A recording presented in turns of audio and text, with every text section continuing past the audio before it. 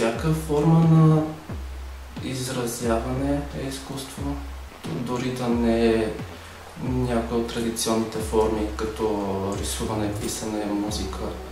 Всяко действие или жест е начин на себеизразяване и дали ще остане в историята по някакъв начин или ще моментно си остава изкуство по никакъв начин. Това не променя стойността.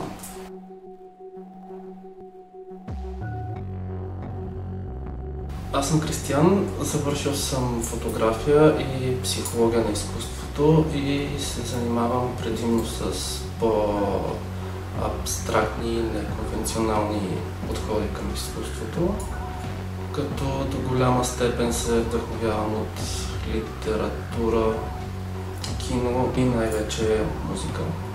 Голяма част от темите, които изследвам, са за личността, развитието и какво представлява тя. Някои от другите теми са свързани с философия или митология от всякакъв вид, но най-вече гръцка и християнска, както и символизма включен в тях. Части от подсъзнаваното, като много се базирани на Юнг. Водещата идея на тези изображения е изследването на себе си, т.е. търсенето, намирането, изгубването и разпада на личността и всички отделни частички от нея. До огромна степен е базирано на Бекет като мотиви и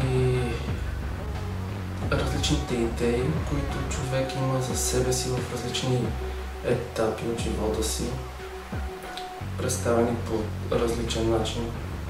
Като материали и техники, които съм ползвал, включват горене на самите изображения, израстване, вземане от самото платно, наслагване с гипс и други материали.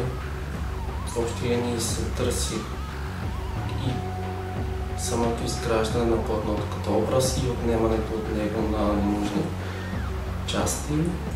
Мисля, че всеки може да припознае в себе си малко или много в творбите, като основни архетипни образи, които се срещат и вътре в себе си, и в външния свят.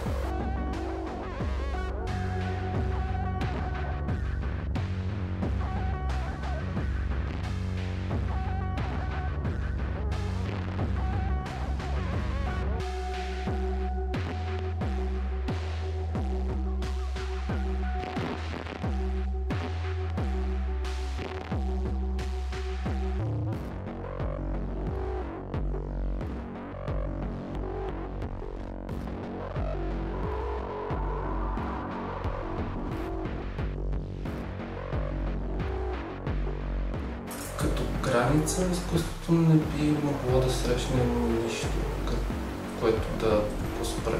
Тоест, дори да е цензура, по някакъв начин изкуството ще успее да пробие все от някъде, за да продължи.